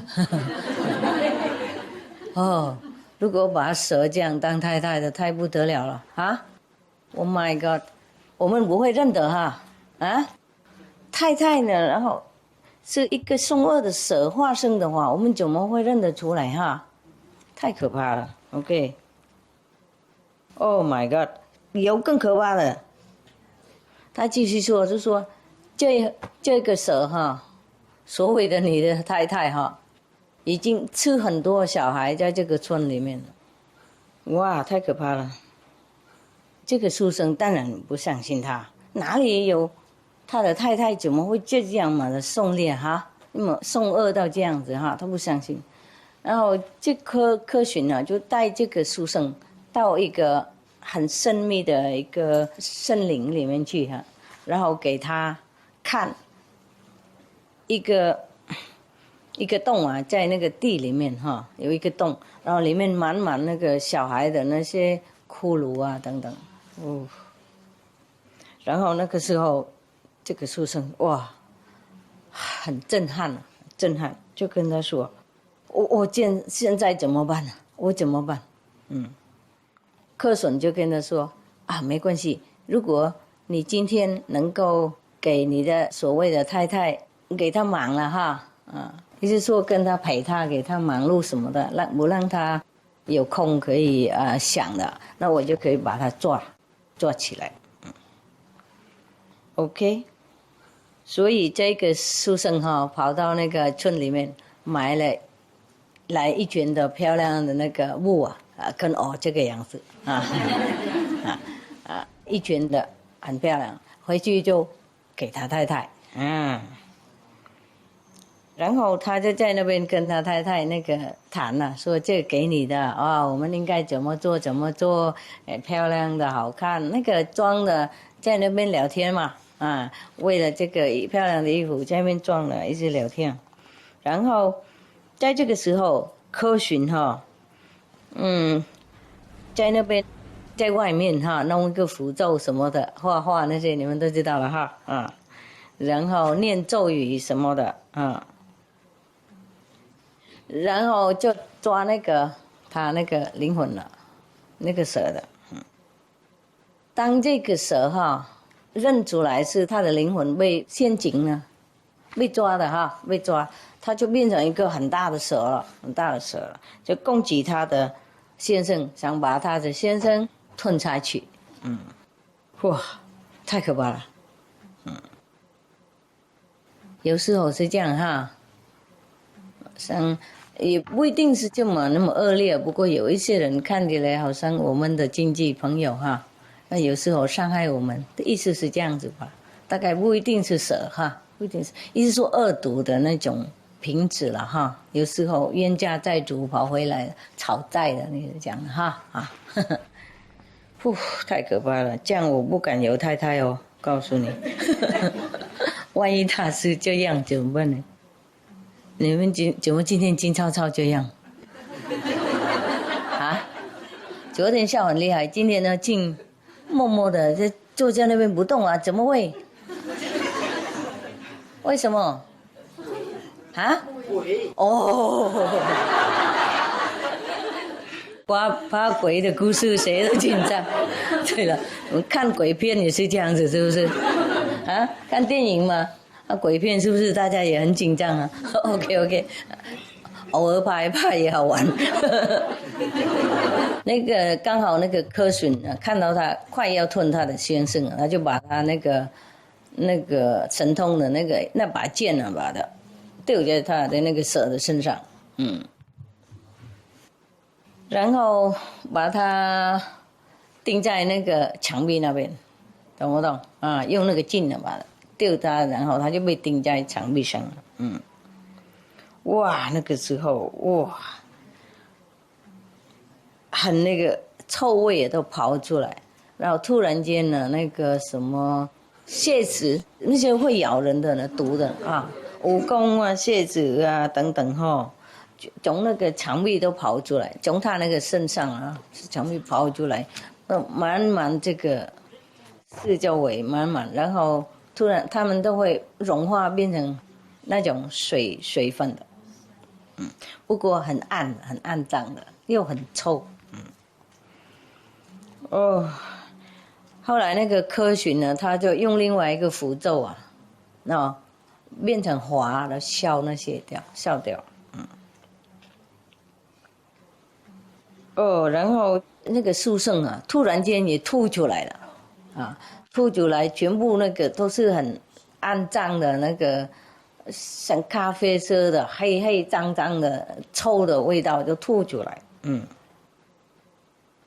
吐好了就好了然后那个柯巡就跟他说：“你被这个蛇的那个鬼魂到目前控制，还有杀毒不过因为你有一点福报心里得有一点点善良。”所以，我还能救你。即使你心里如果没有这个善良一点点那么善良的话，你本人也会变成这个吸血鬼的，跟他一样的，跟那条蛇一样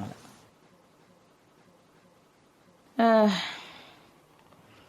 然后他就离开了跑到一个山上那个黄土那个山挖一个洞在那边住修行 ，OK， 还等那个世界暖化好不好样再说。在那边继续修行嘛，练那个仙丹。长生不老的仙丹，我们中国故事都这样子，反正修行就是练长生不老的仙丹就对了，跑不掉我没有看到一个中国的故事说修行的人没有练那个，在那边煮那个八卦炉让我练仙丹，从来没有一个人不练的，懂不懂？全部都练这个，那个八仙祭神什么都是练那个仙丹的嘛，听说嘛，大概是上证的吧不一定是真正的那个仙丹，就是解脱嘛永久不生死轮回那个嘛 ，OK。也许他可以活很久谁知道我们找他问问看不过如果世界暖化全部没有的话，大概那仙丹也没用吧用了住在哪里呢？你活那么久，然后住哪里？没菜饭吃也是很痛苦别人都死光光，你一个人也是很孤单嘛那个时候要死也不行，因为长生不老。我不要了，不要那么冒险好不好要生就生，死就死嘛，何必活那么久，应该有好的那个环境饭菜天天煮够给我们吃空气要好那个森林都很那个美丽的那种山都很高漂亮的该冷的时候就冷，该热就热然后都很那个舒服的，我们才要活这么久，是吗？哎呀，如果不舒服就何必嘛然后我们先看看世界好不好，然后我们才去练这个仙丹 ，OK？ 大家小心不要乱练已经练了也不要乱吞下去 ，OK？ 慢慢来，几年以后再说吧几年了以后要吞来得及嘛有一个冬天的早上，他就去外面收集那木头嘛，干木材啊，去拿木材，还有拿那些矿物，还有那些根啊，那药根那些嘛，有没有？他的走路空空的哈，不穿鞋子，他的头发呢这样子让他下去，然后他也穿那种比较简单的哈，不是很长袖的。OK， 有一位那个去砍木材那个，他又有2个女孩子跟他在一起，2个女孩子看到他在那边挖什么洞的，在那个水里面挖洞，他不知道他就是一个神通广大的人。他们2个女孩子啦，小女孩子不知道他们是神通广大的一位道士，所以他们互相跟人讲，哦，这位老翁哈很可怜呐，他鞋子也没有，他衣服也那么薄薄，穿不够温暖这样子，那我们应该帮他忙啊，哇，很善良嘛，所以那2个女孩子，一个是弄一双鞋子啊，然后另外那个女孩子就是织一个那个温暖的那个毛衣给他。他们2个弄好了以后，一个是鞋子，一个是毛衣，就跑到他的房子那边敲门的说：“嘿，老人家，我们有弄鞋子跟那个毛衣给你装温暖。”他们听不到回答的声音，他们就自动开门了，开门以后进来，他就看到里面有炼丹的那个，他也不叫炼丹了，就是一锅子很大啊，在那边有火了，在那边继续烤的，那一直冒那个烟出来的，开了冒烟，然后他有一个那个笔记啊，一块这样子放着哈，放在那个旁边，就说谢谢你们2个带那个礼物来给我，他已经知道了，还没来已经晓得，他该往生了吧，他就说如果你们打开那个锅子，里面有2万份那个丹啊，药丹，他讲药丹，他没想仙丹什么，这个就是我的礼物送给你们，一人一半，一半而已，一半那个蛋而已，所以他们2个把它吞下去了，认为是补药吗？既然人家给就吃吧，吞下去了以后，从今天他们2个怎样？不老啦，不像我们2个那样子啊，不像我跟你那样子啊，老婆啊，他们2个吞1人一半，就从今天停止老了。现在比方说18岁就保存这个样子，哇，太好了，哇，我去找。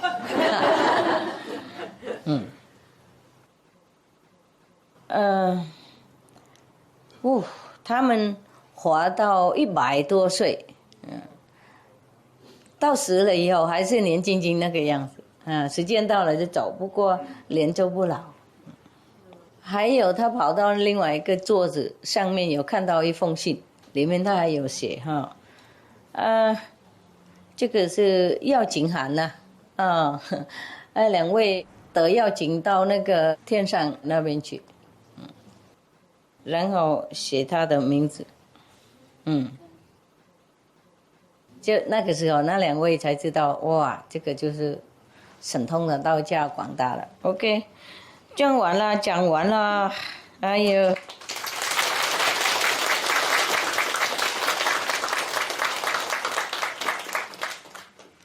算来这边给你们一个那个什么额外的花红嘛，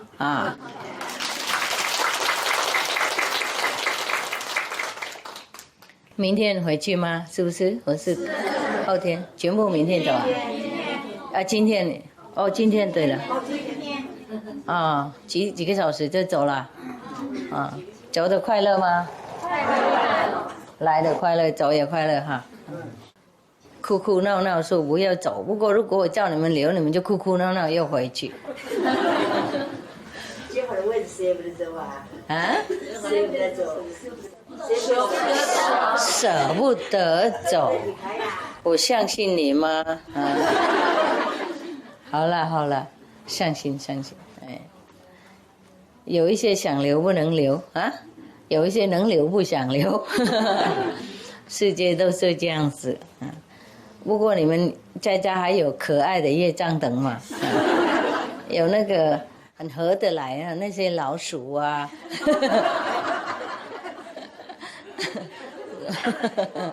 可爱的羊啊，老虎啊，猪啊，啊等等是吗？哎呀，在家里等满满，怪怪的那个什么兔子啊，听话的那些蛇啊。不像我们这边这种蛇哈，不像这个故事的蛇，你们蛇是比较可爱是吧？好吧，那就我祝福你们好运。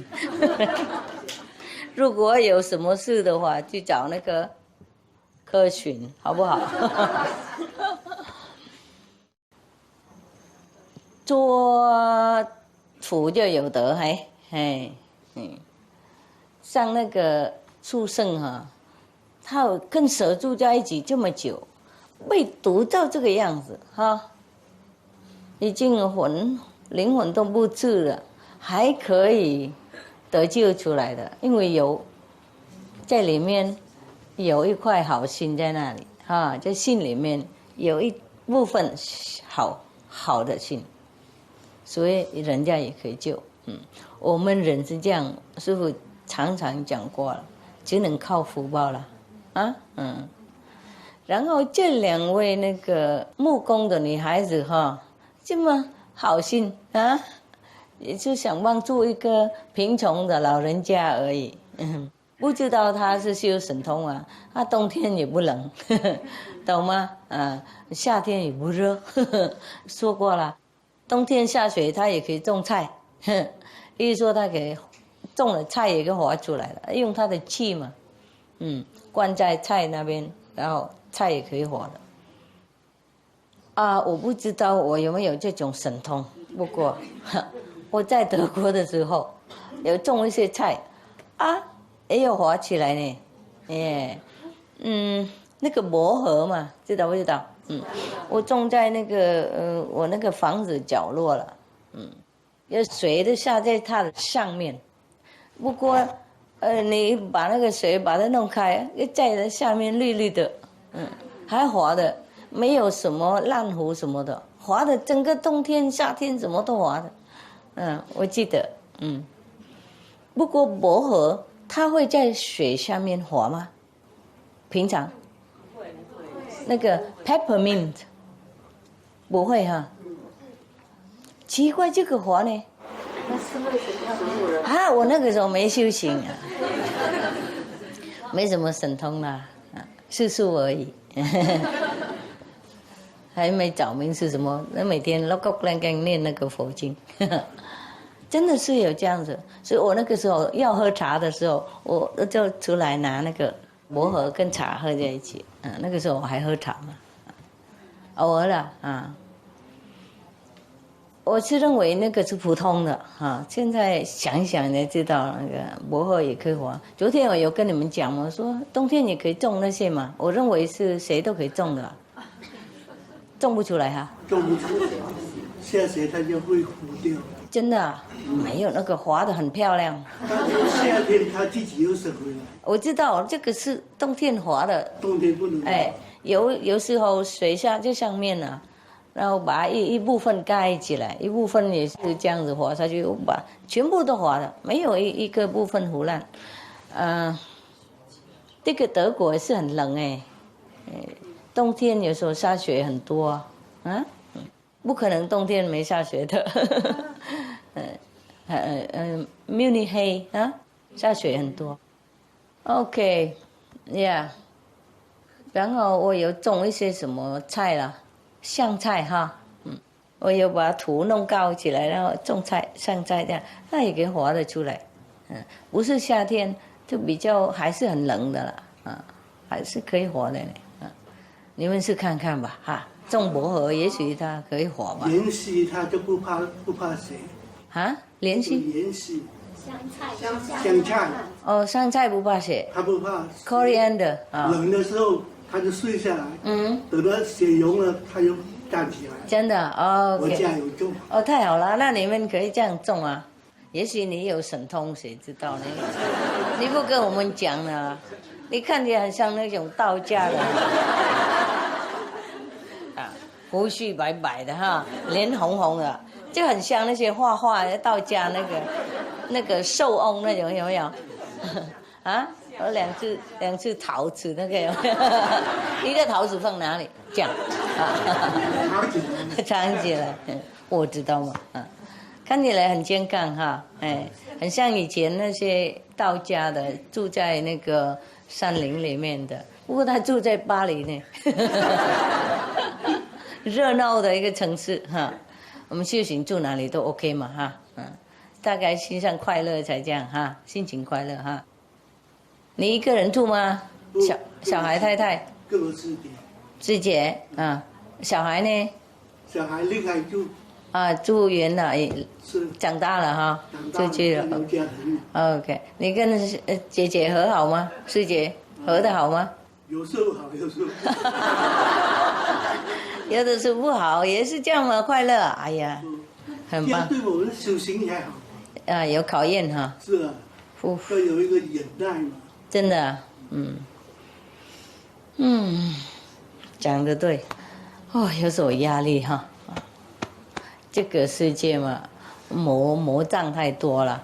我那些棒手也被考得很厉害，也是很可怜，很可怜。如果修行高等一点，就比较考验可以小一点，或是不会被感觉到。就修行不好的，哇，被考得太厉害了啊，太靠近了嘛，靠近了我会感觉到，即使他没有做什么，我也感觉到压力。有时候真受不了，有时候真受不了，讲不出来了啊。不过还是忍耐嘛哈，反正没办法。有时候很严重有时候很严重，我怕那个会那个暴力出来那种感觉，不是普通的，懂吗？有时候我自己家也要管得很紧呢。要这样子，因为一个人住嘛，没有人保护万一有什么嘛，锁门比较安全。你们在山洞要锁好，怕那种蛇，要吞人的蛇，有时候就是这样我们。跟某某人当经济朋友结婚我们也是这样恋爱出来嘛那我认为是 OK 的，不是说每次都 OK 呢有时候他业障比较多，你业障比较少，你也不会知道的，所以常常那个发生事情然后心情都很烦闷的不一定是杀毒上这条蛇。不过也是一种很不愉快的气氛有时候也是很那个被压力很大，有时候我想跑出来这样子，因为坐在那边受不了，比方说讲那种感觉我也有这种有时候了，有时候他们业障多来的时候是冒出来这种那气氛还好有修行，当然有控制了不然的话，如果所以外面的人有时候不修行附近有时候会常增那种暴力嘛，有没有？修行当然比较少，也许有压力，不过没有发生到这样子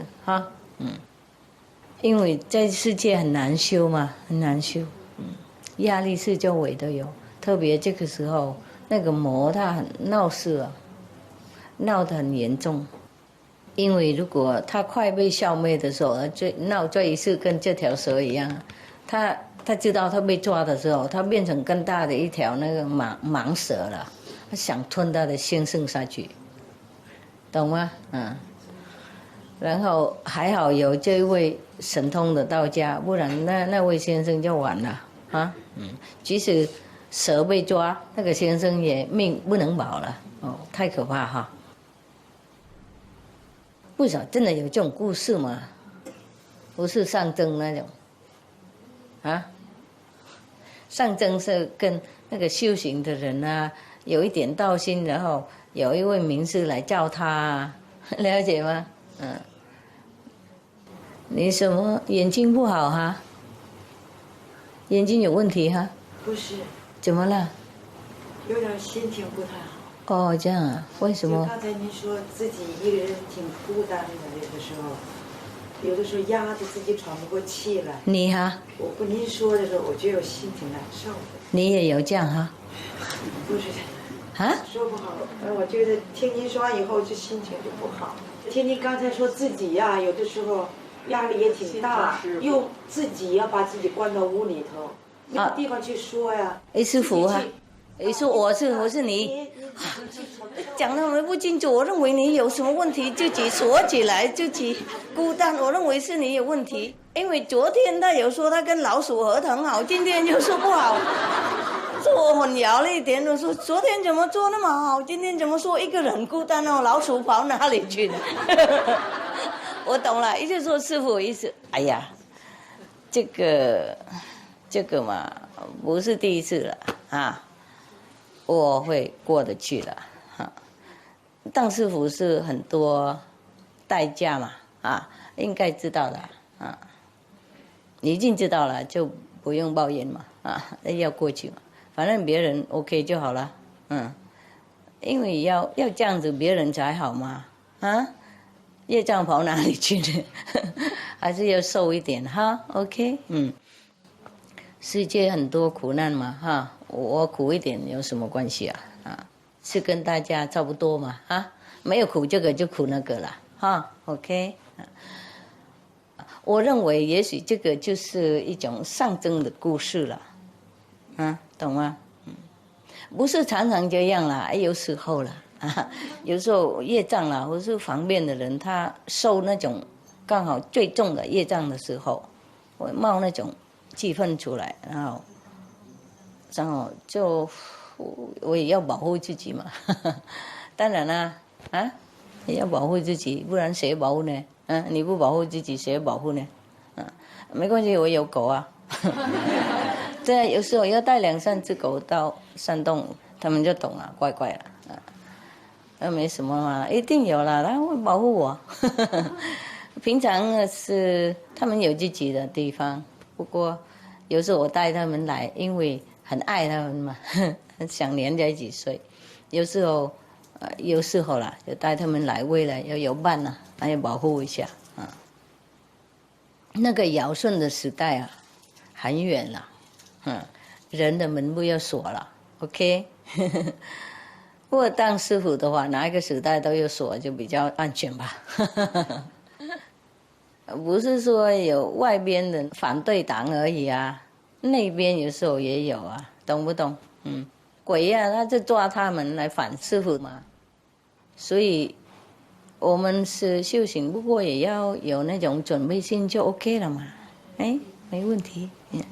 我认为这个就是上征的故事哈，表示说像我们人哈，既然在这个世界被污染嘛，被那种社会环境影响了，有时候。那个身口意变坏了，不干净。不过我们本性都有好的，所以还是有名师来教我们那个救命的方法嘛。然后那些坏的业障习惯呢，都会被吐出来啦，那从那个时候就好了，就这样子吧。那个蛇里面就是大概象征鬼魔那种嘛，魔了，就是玛雅呢，佛定的那个能力嘛，好像这样子。我们多数都被这种魔障啊、魔力都控制的。所以如果不修行，跑不掉了就对了，没有办法啊。在这个世界，哇，压力很多啊，有工作也有压力，没工作也有压力啊，结婚了有压力，没结婚也有压力，大家都快活不下去了哈。有时候这样子天天混下去，那个忙的时候就忘记了一点哈，不忙了就想着世界很痛苦哈。动物啊，想到他们，我们也受不了哈，好可怜。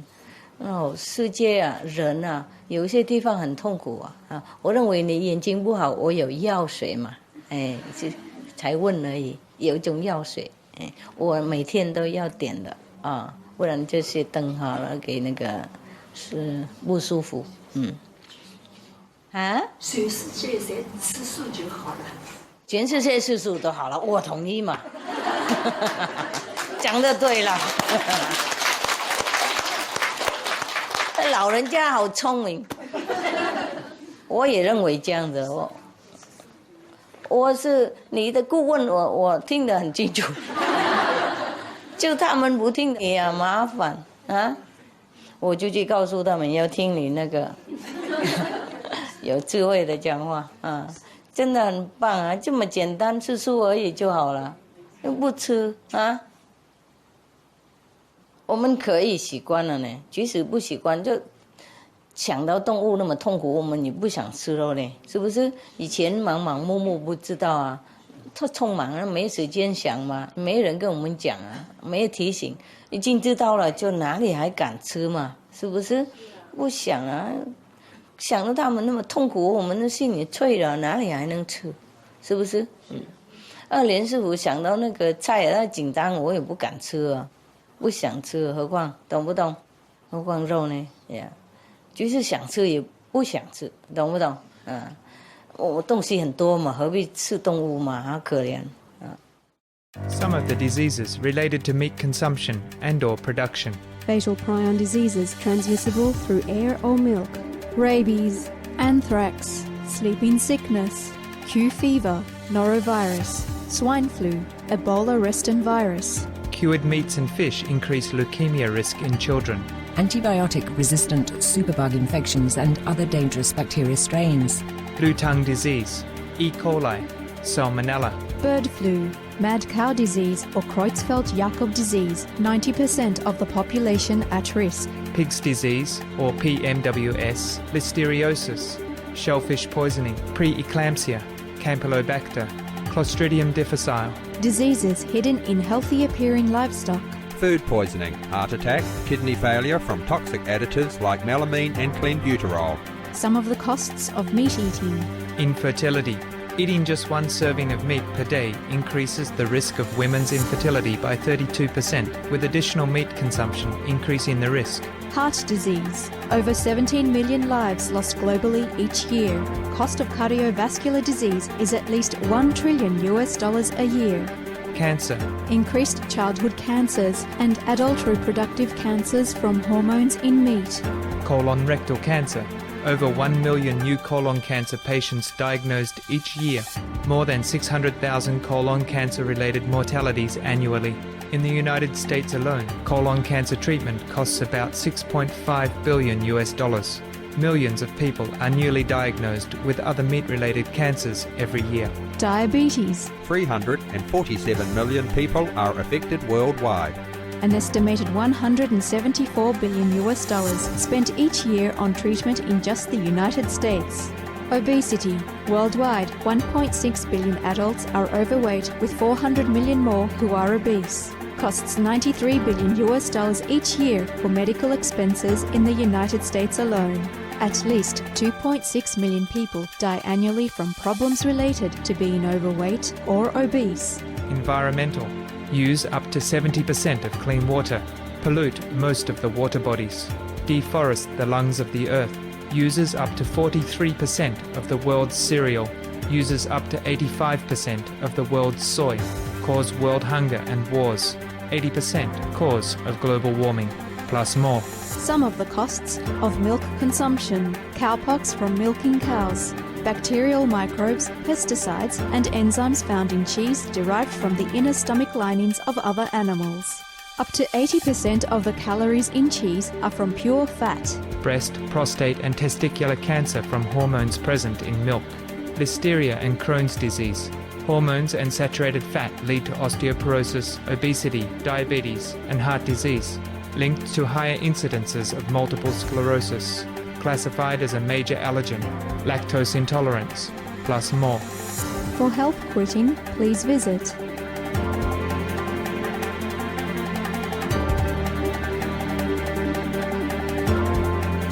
For more urgent information, please visit www.suprememastertv.com/killers.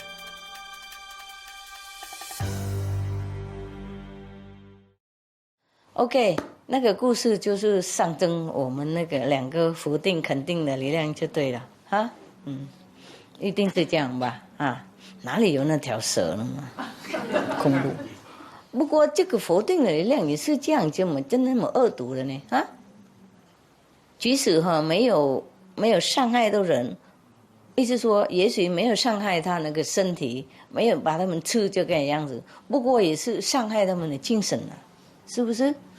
压人家受不了啊，好痛苦，好痛苦。有时候修行也很难修，是不是？会障碍很多。何况不修行的人更痛苦。不过他们不知道跟谁讲话的，了解哈？所以即使不把他们的吃下去这样子，不过还是伤害人家的精神心理感情哇。心理压力也是跟身体受苦一样，有时候还比那个身体受苦还要糟糕哈。你右眼睛也不好是吗？不要弄太多，它会干的哈。这边有没有药水什么？大概有吧，有一种小瓶那种，一定都有准备哈。你们如果干的就去问哈。那一小罐这样子，用完就丢了。有没有人需要？No， 你说你跟我一样吗？一样的年纪吗？对呀，我属虎的。啊，看起来很漂亮哈。真的很漂亮。大概婚姻美满了，舒服。她也是这样，有时好有时坏，不过也是蛮漂亮。太太在不在这里？有在。在哪里？举手看啊！你为什么有时候跟他不好呢？他这么好的一个，就是个性哈，个性是不是？个性，他的个性比较，但现在比较好，跟师父修行比较好很多。以前不好是不是？以前比较头脑比较老一点。他当然老了，头脑也会老啊。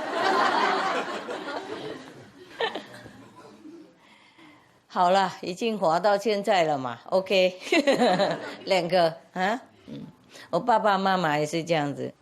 我爸爸我看到他的时候大概70多岁了，80什么快80了，还黏我妈妈到这样子程度我妈妈说他你这个爸爸都不让我去哪里啊，去哪里几天他就说什么时候回来。越老越互相疼爱呢，奇怪，住久在一起以后就像朋友与至亲一样，很好。你们多久年结婚？现在差不多50年。50年了，哇，那个就是金刚了，什么？金婚。对。也是黄金的意思。对。不是金刚，还不是金刚？60就是钻石啊，对，还没到。那多10年以后，两个都变钻石了。钻石。OK， 那你多久结婚？多久年？33年。哇，也是蛮厉害。还有没有人50年结婚的？哇，也是50年哇，50年。哇，这个耐心不得了哈，这个可以得和平奖了，我告诉你。哎呀，应该颁奖给那些50、60年一起结婚的，表示说耐心像黄金一样。难怪他们叫金婚和那个创始婚。哎呦，要忍耐到这样嘛哈！哇，怎么能够跟一个人活这么久啊？可以吗？可以哈，就比较容易嘛哈，比较容易。2个而已是比较好办事哈，比较好那个适应了哈，太多人的话就有时候很累。OK, very good。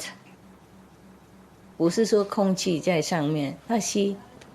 如果土没有吸毒气，还没有吸毒气的话，我们早就往生了。我们世界早都完了，毒气太多了，原子弹啊，然后那个碳气啊，然后那个车子那些气啊，一大堆的，懂不懂？还有化水那些气啊，那些毒啊，丢在土上面，为了耕农田啊，越用那个土越被破坏，没有营养，不自然嘛。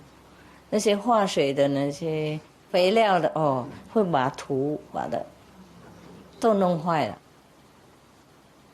所以我们世界目前毒气毒药太多了，我们吃的东西也不怎么很那个营养，不怎么很干净，不怎么很补了。OK， 里面即使菜呀也是有毒，喝东西也有毒，喝水也会有毒，很多毒啊！碳气不是那个动物的那个粪啊，都肥料什么都跑到水里面嘛，沉到土，然后跑到水那边慢慢流到水里面，然后我们就喝下去了。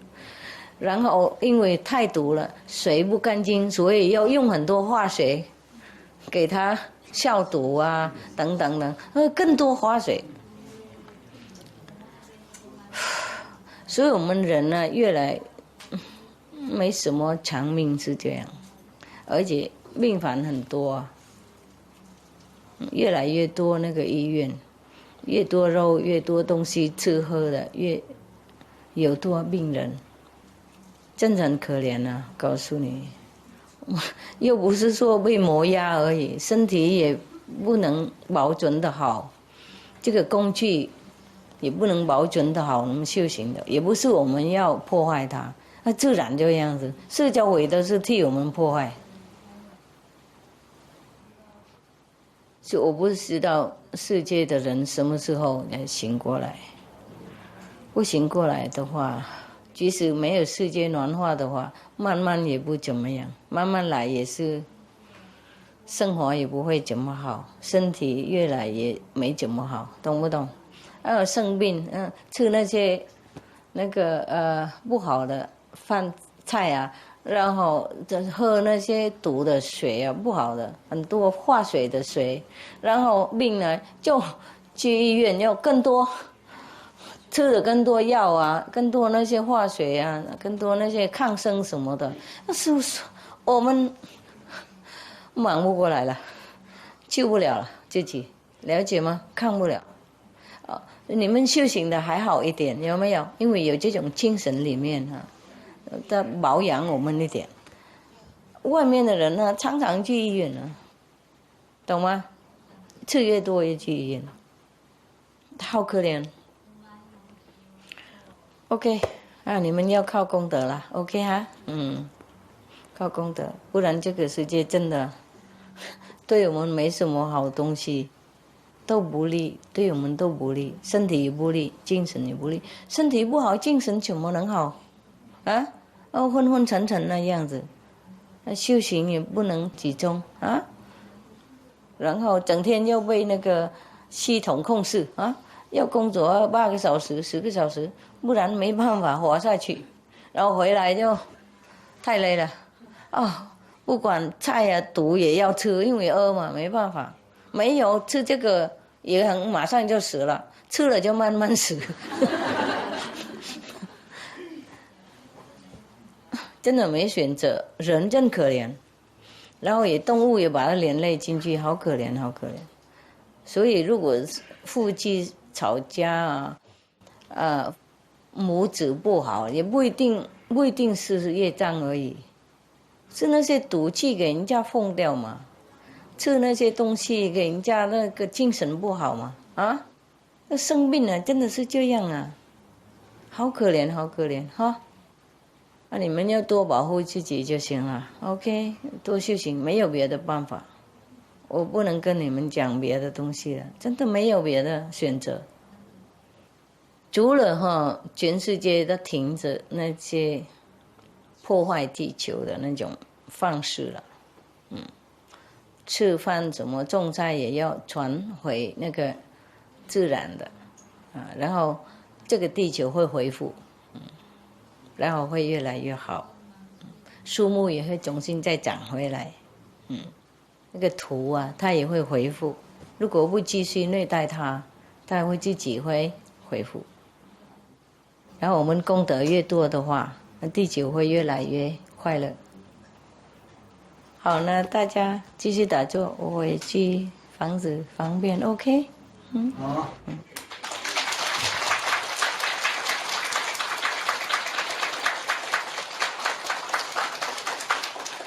哦，哇，好多饼干糖果，哇，这么多饼干糖果啊，都给谁呢？老人家，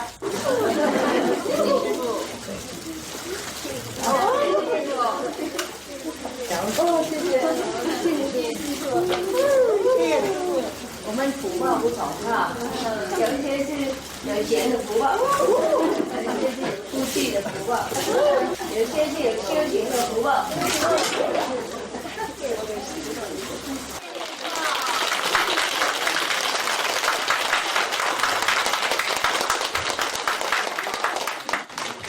一路顺风哈，顺势，然后先刚一场。保重哈！